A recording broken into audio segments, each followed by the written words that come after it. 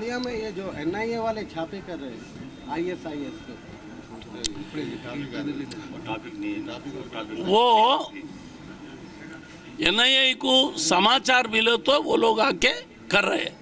अगर एनआईए वाला नहीं करे तो अपने हैदराबाद में बहुत बुरा हादसा होता था।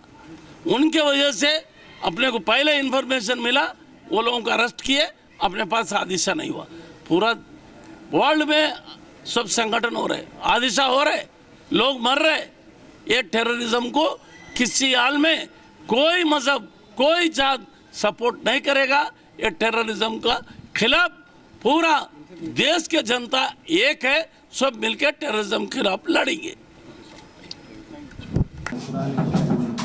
11 जनों को 5 जनों को जो है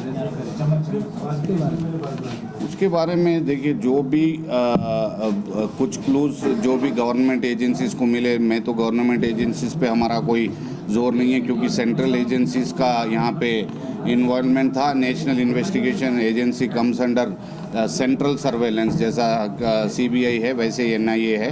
तो उनके इंटेलिजेंस आउटपुट्स के हिसाब से उन लोग क्या किए, तो जो भी जो है इसमें नीट एंड क्लीन जो है इंक्वायरी होनी चाहिए।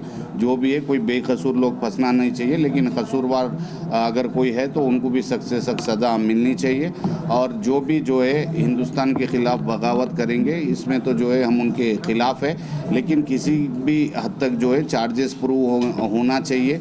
और इसमें जो है नीट क्लीन एंड नीट जो है इंक्वायरी होनी चाहिए, विदाउट एनी रिलीजियस बेसिस छोड़ के।